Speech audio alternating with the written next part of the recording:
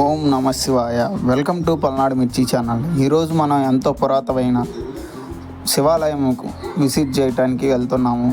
మనకి దగ్గరలోనే ఉన్న ఎంతో పవిత్రమైన శివాలయంని మనం ఈరోజు విజిట్ చేయడానికి వెళ్తున్నాము. ఇది చాలా పురాతనమైన శివాలయము. మనకి ఏపీ తెలంగాణ బోర్డర్లో ఉంటుంది ఈ శివాలయము. రెండు నదులు కలిసే ప్రవాహంలో ఉంటుంది ఈ శివాలయం అనేది. మనం ఈరోజు ఆ శివాలయంని విజిట్ చేయడానికి వెళ్తున్నాము. ఒకసారి చూద్దాము ఆ శివాలయం. ఇది ఏపీ తెలంగాణ బోర్డరు.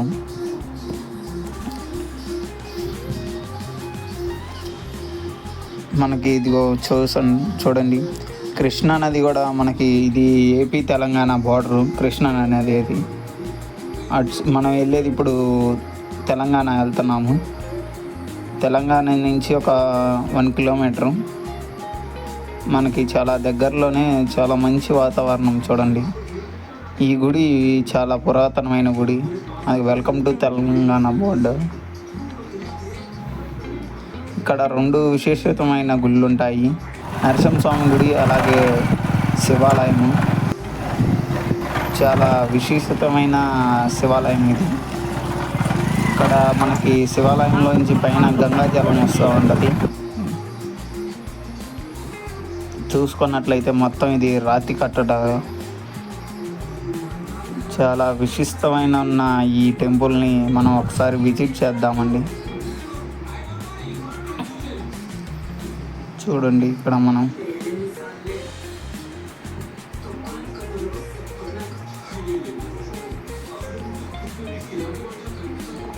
ఇది శివాలయం. అదేవిధంగా ఆ పక్క నుంచి చూస్తే అక్కడ నుంచి మూసీ నది వస్తుంది. ఈ రెండు ఇక్కడ కలిసి ఈ ప్రవాహం అనేది చాలా సుదూరంగా ఉంటుంది. సో అందుకే దీన్ని సంగమ ప్రాంతం అని చెప్పేసి అంటాము. చూడండి ఫ్రెండ్స్, ఇక్కడ మనం చూసుకుంది సంగమ ప్రదేశం. దీనిలో భాగంగా ఇటు సైడ్ నుంచి ఇది ఆంధ్ర తెలంగాణ మధ్య ఉన్న కొండగల బీచ్. కృష్ణానది ప్రవాహం అనేది నాగార్జున సాగర్ నుంచి ఇటు సైడ్ వచ్చేసి ఇక్కడ ఈ ప్రాంతంలో ఇది మూసీ నదితో కలుస్తుంది. అందుకే దీన్ని సంగమ ప్రదేశం అని అంటాము. అదేవిధంగా ఇది తెలంగాణ నుంచి వచ్చే మూసీ నది ప్రవాహం. ఈ మూసీ నది ప్రవాహం కూడా చాలా ఉధృతంగా ఉంటుంది.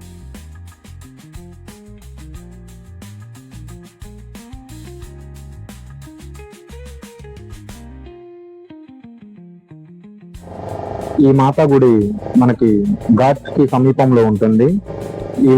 ఇక్కడ ఘాట్ కి ఈవిడ దేవతగా మనం కొలుస్తాము. జాలరులు, అలాగే ఇక్కడ బ్రతుకు నేర్చే వాళ్ళంతా కూడా ఇక్కడ అమ్మవారి దీవెనలు వచ్చి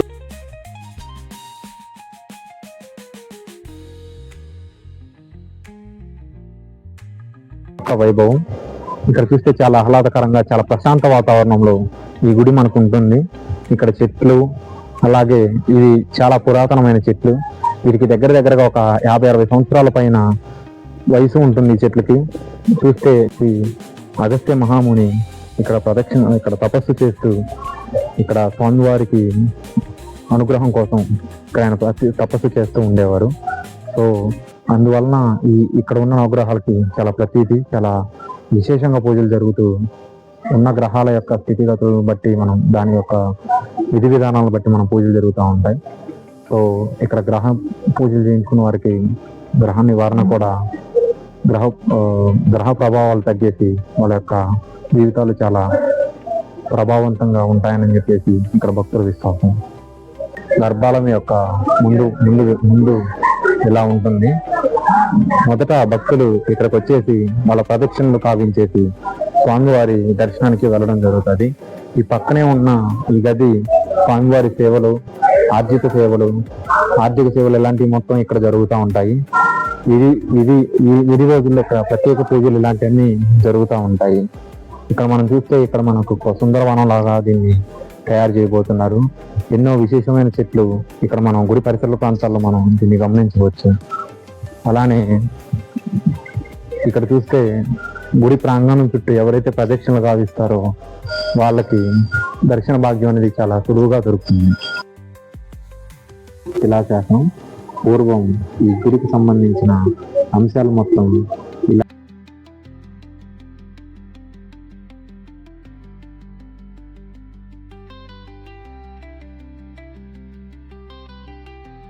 చూస్తే గుడిలో ఈ జంట నాగులు అనేవి మనకి గుడికి దక్షిణ భాగం మనకు దర్శనమిస్తాయి. దీని చుట్టూ ఇలాంటి ప్రదక్షిణ చేసేసి పూజాది కార్యక్రమాలు నిర్వహించి పాలతో అభిషేకం చేసి కొన్ని రోజుల పాటు ఇలా ప్రదక్షిణ చేస్తే భక్తులకి మనం ఒకసారి గర్భగుడి చూసుకున్నట్లయితే చాలా ఆహ్లాదకరమైన ప్రదేశం ఇది. చూసుకున్నట్లయితే చాలా పురాతనమైన గుడి ఇది. ఎన్నో మహిమలో ఉన్న శివాలయం ఈ శివాలయము. స్వామివారి మహిమలు అవన్నీ ఒకసారి చూడండి. ఆ గుడి గురించి మొత్తం మనకి ఒక పోస్టర్ టైప్లో ఉన్నది. ఇక్కడ చూసుకున్నట్లయితే మనకి శివాలయం ఉంది పక్కనే. మనకి చాలా థ్యాంక్స్ అండి చైర్మన్ గారు, మనకి అడగంగానే వీడియో తీసుకోవడానికి పర్మిషన్ ఇచ్చారు. Thank you so much. ఇక్కడ నుంచి మనం ప్రదక్షిణ కంప్లీట్ చేసిన తర్వాత మన దర్శనానికి స్వామివారి దర్శనానికి మనం గర్భాలయంలోకి ప్రవేశిస్తున్నాము.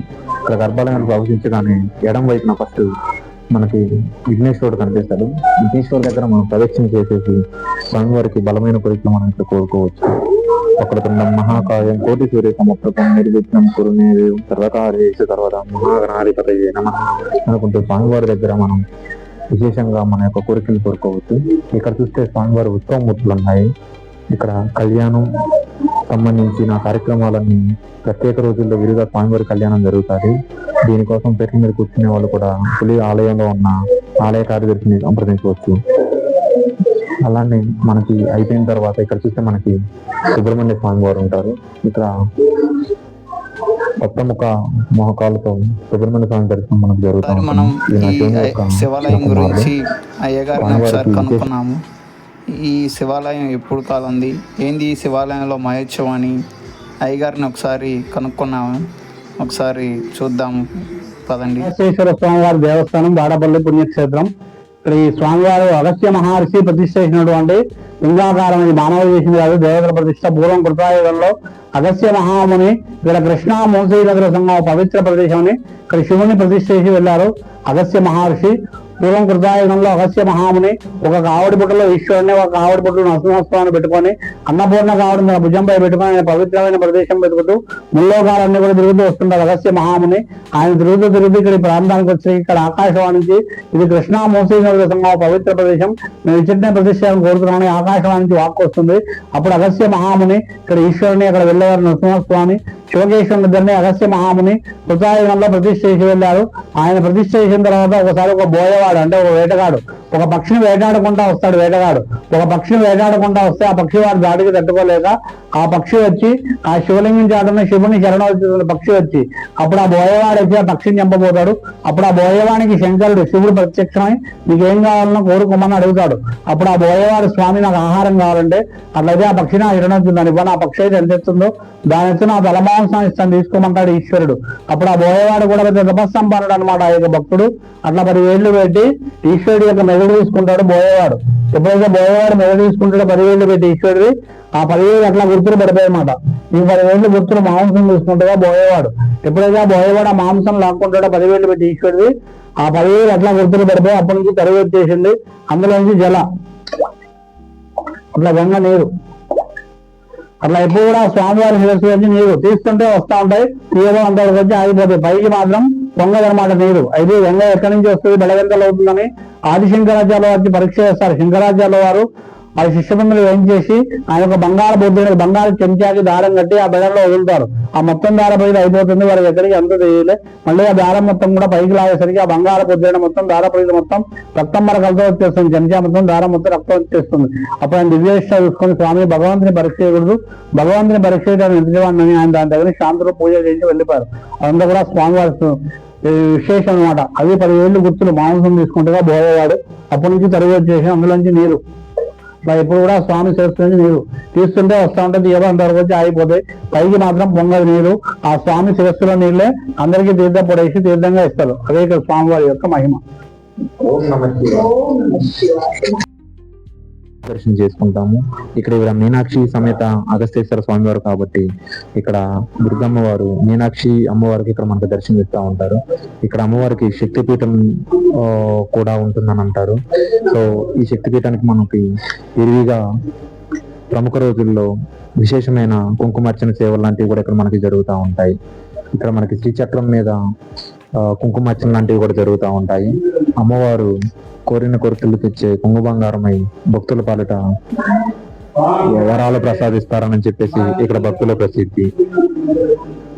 జై శ్రీమాత్రే నమః. ఈయన అగస్త్య మహాముని.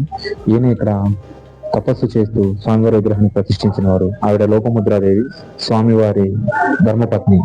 సో ఆయన సతీ సమేతంగా ఇక్కడ వించేసి ఇక్కడ చేశారు కాబట్టి ఈ ప్రదేశానికి వాడపల్లి అనే నామకరణం జరిగింది. దానితో పాటు స్వామివారి విగ్రహాలతో పాటు వీళ్ళ విగ్రహాలు కూడా మనం దర్శించుకునే భాగ్యం అనేది మనకి ఇక్కడ కలుగుతూ ఉంటుంది. ఇక్కడ స్వామివారి దర్శనం కాగానే అన్నదానశాల ఉంది. బట్ దీంట్లో ఏంటనంటే పర్వదినంలో మరియు సోమవారం రోజు మాత్రమే అన్నదాన కార్యక్రమం అనేది జరుగుతూ ఉంటుంది. దాతలు విరివిగా ఈ 2 రోజుల్లో వచ్చి వారి యొక్క మొక్కులు చెల్లించుకుంటారు.